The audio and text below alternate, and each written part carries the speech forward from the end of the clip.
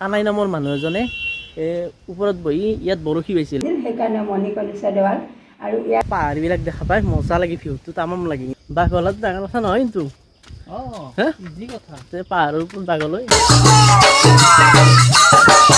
hello' friends welcome back to my YouTube channel Himanshu blog প্ৰথমতে আপোনালোক সকলোকে মোৰ ভিডিঅ' চাই থকাৰ বাবে বহুত বহুত বহুত ধন্যবাদ আমি যদি বাহিৰত ফুৰিব লগা হয় মানে কেইটামান বিশেষ প্লেছত যাওঁ যিবোৰ মানে একদম ফেমাছ প্লেছ আৰু যদি আমাৰ অসমৰ ভিতৰতে যাওঁ কেইটামান ধৰক ফেমাছ প্লেছত যোৱা যায় কিন্তু অসমতো কিছুমান এনেকুৱা চিক্ৰেট প্লেছ আছে যিকেইটা ধৰক বহুত ফেমাছ হোৱা নাই কিন্তু যাব লগা আৰু ইতিহাস প্ৰসিদ্ধ ঠাই বহুতো এনেকুৱা প্লেছ আছে অসমত যিবোৰ ফেমাছ হোৱা নাই এতিয়ালৈকে তেনেকুৱা ঠাই এটাতে মই আজি যাম আৰু মই যিহেতু যাম ভাবিলোঁ আপোনালোককো লৈ যাওঁ মানে ভিডিঅ' এটা কৰোঁ আৰু আপোনালোকক দেখুৱাম তো ভিডিঅ'টো গোটেই শেষলৈকে চাই থাকিব আৰু তেওঁলোকে এইটো ভিডিঅ' বেছি ভাল পাব যিসকলে আমাৰ অসমৰ হিষ্ট্ৰীৰ কথা জানিব বিচাৰে বা যিবোৰ হিষ্ট্ৰীৰ ষ্টুডেণ্ট আছে তেওঁলোকে বেছি ভাল পাব এনেকুৱা ঠাই এখনত গ'লে তো বলক বেছি দেৰি নকৰি চলাটো সলাই লওঁ আৰু যাওঁ মানে এনেকৈ ওলাই আহিলোঁৱে বাইকখন ল'লোঁ আৰু ওলাই আহিলোঁ আৰু এতিয়া গৈছোঁ উত্তৰ গুৱাহাটীত থকা ৰাজদুৱাৰ নামৰ ঠাইখিনিত আৰু তাত পাহাৰৰ ওপৰত এটা আছে ধুনীয়া মন্দিৰ যিটো মন্দিৰ দেখাবলৈ আপোনালোকে হয়তো ভাল পাব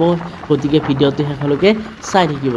আৰু এনেকৈ ব্ৰহ্মপুত্ৰৰ পাৰে পাৰে এতিয়া যাই আছোঁ মণিকৰ্ণেশ্বৰ দেৱালয় এইফালে আছে এইখন পষ্টা এইফালেৰে এনেকৈ উঠি যাব লাগিব পাৰিবা না পাৰিম যিহেতু ইয়াৰ পৰা এনেকৈ গাড়ী নিব নোৱাৰি গাড়ীখন তাত থৈ আহিলোঁ আৰু এতিয়া আমি খোজকাঢ়ি যাব লাগিব খোজকাঢ়ি কিমান বা ওপৰত আছে নাজানো প্ৰথমবাৰ আহিছোঁ যিহেতু হিৰক প্ৰথমবাৰ আমাৰ দুয়োৰে প্ৰথমবাৰ তো এনেকুৱা জেগাত আহি ভাল লাগে ইয়াত চব বেছি মানুহ নাই হাল্লা উল্লাও নাই ধুনীয়া একেবাৰে ইফালে ব্ৰহ্মপুত্ৰ নদী আছে আৰু ইফালে চাব পাৰে আপোনালোকে মানুহৰ ঘৰ আছে আৰু ওপৰত মন্দিৰটো আছে এইবিলাক কাষে কাষে মানুহৰ ঘৰ আৰু ওপৰত মন্দিৰটো কিমান বা দূৰত আছে নাজানো আকৌ আমি ব্ৰহ্মপুত্ৰৰ পাৰে মানে পাহাৰৰ ওপৰে আহি থাকোঁতে সেইফালে গণেশ বাবাৰ মূৰ্তি দেখা পালোঁ আকৌ তলৰ ফালে নুমি গ'লে গণেশ বাবাৰ মূৰ্তি পায় সেইটো গণেশ বাবাৰ মূৰ্তি আগে নাচবা ভাই বাঘ আছে পাছ ওলাই আহিব বাঘ হলাত ডাঙৰ কথা নহয় কিন্তু পাহাৰৰ ওপৰত বাঘলৈ কিবা কোৱাটাৰ নেকি বোধহয় জলসিঞ্চন বিভাগ কৰি কিনে এইবিলাক চব কোৱাটাৰ আছে চেম ঘৰ মজা লাগছে ন মজা লাগছে তো আমি অকণমান পাহাৰ বগাই আহি পালোঁ মণিকৰ্ণেশ্বৰ টেম্পল আৰু ইয়াত ধুনীয়াকৈ লিখা আছে এইটো কেতিয়া বনোৱা হৈছিল স্বৰ্গদেউ ৰাজেশ্বৰ সিঙৰ দিনত বনোৱা হৈছিল এইটো 1751 চনৰ খ্ৰীষ্টাব্দৰ ভিতৰত আৰু ইয়াত চব মানুহ কম আছে যিহেতু দৌল গোবিন্দ মন্দিৰটো ৰাস্তাৰ কাষতে সেইকাৰণে তাৰ পৰা মানুহে এই ঘূৰি যায় কিন্তু হয়তো বহুতে নাজানে ইয়াত যে এটা মন্দিৰ আছে তো আমি আহিলোঁ গম পাই পেলাই শিৱ মন্দিৰ এটা আছে আৰু মেইন মন্দিৰটো সিফালে আছে পিছফালে বৰ্তমান বন্ধ আছে দেখুৱাই আছোঁ তো বলক সিফালে আহোম ৰজাই বনোৱা মন্দিৰ এইটো এইফালে বন্ধ আছে বৰ্তমান তো ভিতৰত যাব নোৱাৰি যিহেতু বাহিৰৰ পৰা দেখুৱাই দিছোঁ এনেকৈ এটা বহুত ডাঙৰ ঘণ্টা আছে তো এইটো বজাই দি ৰ'ব ঘণ্টা বজাই ভাল লাগে ইটাৰে বনোৱা একমাত্ৰ ইটাই আছে ইয়াত বেলেগ নাই শিল নাই ওপৰত মানে পুৰণি যি বনাইছিল সেইটো ইটাৰে বনোৱা হৈছিল এতিয়া বাৰু এইবিলাক পাথৰ দিছে আৰু ইফালে এনেকৈ বহিব পাৰি চাৰিওফালে আৰু মন্দিৰটোৰ এনেকৈ চাৰিওফালে ব্ৰহ্মপুত্ৰ আছে ইয়াত চব ব্ৰহ্মপুত্ৰ ইফালে এনেকৈ চাৰিওফালে ব্ৰহ্মপুত্ৰ আৰু ইয়াত ধুনীয়া বতাহ আহি আছে আপোনালোকে হয়তো গম পোৱা নাই কিন্তু এই চব গছবিলাক কি ধুনীয়াকৈ লৰি আছে চব কি ধুনীয়া বতাহ আহি আছে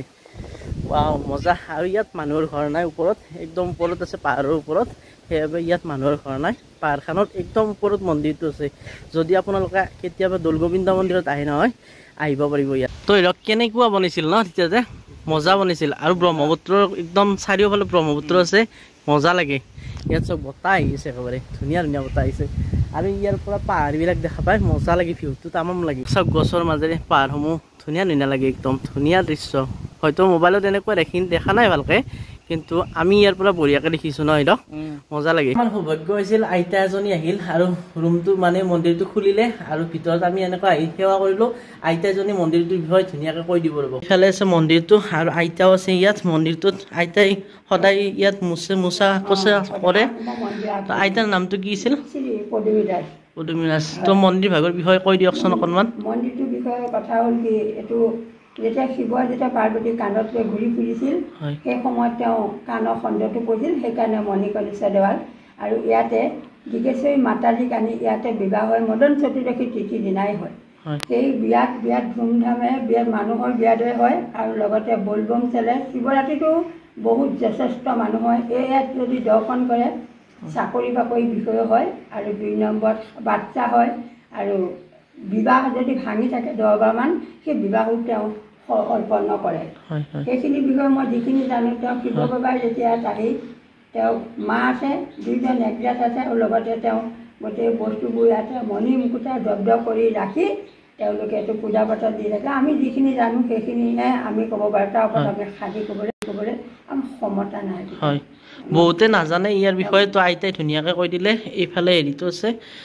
চাব পাৰে ধুনীয়াকৈ তো যিসকলে অহা নাই এতিয়ালৈকে আহিব আইতাক ইয়াতে লগ পাব ধুনীয়াকৈ বুজাই দিব আপোনালোককো ইয়াত শিলবোৰ যি আছে সেইবোৰ ইটাবোৰ যি আছে বহুত ঠাণ্ডা হৈছে কাৰণ বহুত জব্দ ৱাল এইবোৰ চাপ বাহিৰত যিটো ৰ'দ পৰে সেই ৰ'দটো ইয়াত মানে পাত্তা নাপায় ইয়াত ধুনীয়াকৈ ঠাণ্ডা হৈছে ঠাণ্ডা একেবাৰে আমি ধুনীয়াকৈ মন্দিৰ ভাগ দৰ্শন কৰিলোঁ আৰু ধুনীয়াকৈ ফটো চট ল'লোঁ আইতাজনীও বুজাই দিলে সঠিক সময়ত আহিছোঁ আমি ন আইতাজনী আহিছে আৰু আহি পোৱাৰ লগে লগে আমি আহিছোঁ কাৰণ মন্দিৰটোৰ বিষয়ে অকণমান জানিব পাৰিলোঁ আইতাজনীৰ বিষয়ে আৰু যিসকলে আপোনালোকে অহা নাই এতিয়ালৈকে আহিবচোন ইয়াত ধুনীয়া লাগে একদম মজা লাগে চব কি ধুনীয়া ঠাই একদম নিৰ্জন ঠাই অকলে নাহিব কোনোবা এজনক লৈ আহিব যদি ভয় লাগে নাই আমি যেনেকৈ 2জন আহিছোঁ আৰু ইফালে ব্ৰহ্মপুত্ৰটো আছে কাম লাগি গৈছে হিৰক গা ধুব নেকি ব্ৰহ্মপুত্ৰত গা ধুই দিব পাৰি আৰু সৌখন চাওক একেবাৰে দলং এইখন নতুন দলংখন বনাই আছে আমি মণি কৰ্ণেশ্বৰ চেম্পলৰ পৰা আহিলোঁ আৰু এতিয়া আহিলোঁ কানাই বৰশী বোৱা শিল এইটোত লিখা আছে চাওক ধুনীয়াকৈ ইয়াত মুঠ 3টা শিলালিপি আছে আৰু শিলালিপিৰ বিষয়ে ইয়াত লেখা আছে ধুনীয়াকৈ আহিলে পঢ়িব পাৰিব শিলালিপি নম্বৰ 1, 2 আৰু 3 বিষয়ে ধুনীয়াকৈ লিখা আছে আৰু শিলালিপিসমূহ ইয়াতে আছে তো বলক এতিয়া আমি শিলালিপি চাওঁ আৰু ইয়াত বঢ়িয়া ঠাণ্ডা একদম ধুনীয়া ঠাণ্ডা পৰিৱেশ চাৰিওফালে মানুহ আছে বাৰু ইয়াত আমি এনেকৈ যাওঁ ৰ'ব এইফালে দিয়া এইবিলাক চাওক ডাঙৰ শিল এইবিলাকে নেকি কানাই বৰশী বোৱা শিলালিপি নহয় সেইখন চাওক বহুত ডাঙৰ শিলালিপি ইয়াত লিখা আছে আৰু ইয়াত একদম বৰষুণ নপৰাকৈ বৰ্তমান এইখন বনাই দিছে ওপৰত যাতে বৰষুণ নপৰে আৰু শিলালিপিখন এতিয়া আমাৰ হিৰকে পৰিব যা পঢ়ি আহা যায় ফেলে ভাষাটো বেলেগ হ'ব ন আচৰিত ভাবে চাওক সেই দিনতে লিখা শিলালিপি ন এতিয়াও আছে মানে শিলত কাটি লিখিছিল না সেইকাৰণে আৰু এটা মানুহে কৈছে ইয়াত বোলে কানাই নামৰ মানুহ এজনে ওপৰত বহি ইয়াত বৰশী পাইছিল তো সেইটো নহয় ইয়াত মানে শিলালিপিখনৰ নাম কানাই বৰশী বোৱা শিলালিপি নে আৰু শিলালিপি 3খন আছে ইয়াত এখন দেখালো বাকী 2খন বা ক'ত আছে আৰু মানুহজনে কৈছিল এই শিলত বহিয়ে বোলে এখন ভৰি ক'ত থৈছিল শিলালিপিৰ ওপৰত আৰু এখন ভৰি তলত থৈ বৰা বহিছিল এই ব্ৰহ্মপুত্ৰত শিলালিপি 3 ইয়াত লিখা আছে ধুনীয়াকৈ পঢ়ি চাব পাৰে আপোনালোকে ধুনীয়াকৈ ইয়াত চাওকচোন পঢ়ি চাওক ইয়াৰ বিষয়ে জানিব কি লিখা আছে শিলালিপিখনত আৰু এইখন হ'ল 2 নম্বৰ শিলালিপি ভালকৈ দেখা নাপায় ৰ'দ পৰিছে তথাপিও পঢ়িব পাৰে যদি পঢ়ি চাওক ধুনীয়াকৈ লিখা আছে একেবাৰে স্ক্ৰীনশ্বট মাৰি লওক আৰু পঢ়ি থাকক এখন তাত আছিল শিলালিপি আৰু এখন আছে মন্দিৰৰ ভিতৰত ইয়াত মন্দিৰ বনোৱা হৈছে একদম ধুনীয়াকৈ গণেশ বাবাৰ মন্দিৰ এইখন মূৰ্তিৰ ওপৰত এইখন শিলটোৱে এইফালে শিলটোৰ বাহিৰত এনেকৈ মন্দিৰ ভাগ বনোৱা হৈছে এইফালে এনেকৈ বাকী এইখন শিলালিপিখন যি আছে এইখন শিলতে আছে হিৰকে এই মহাৰাজাৰ দিনত বনোৱা শিলালিপি পঢ়ি আছে ওপৰত হয় কিবা বুজি পাইছ পাইছ দে ভাল লাগিল ৰজা মহাৰাজাৰ দিনতে লিখা যিহেতু শিলালিপি আমি দেখা পালো গতিকে ভাল লাগিল ন ভাল লাগিল ইয়াৰ পৰা এনেকৈ ওলালো ভাল লাগিল ৰজা মহাৰাজাৰ দিনৰ বস্তু দেখা পালো তো যদি ভিডিঅ'টো চাবলৈ লাইক কৰিব আৰু যিসকলে চেনেলটো ছাবস্ক্ৰাইব কৰা নাই ছাবস্ক্ৰাইব কৰি দিব আজিলৈ বাই বাই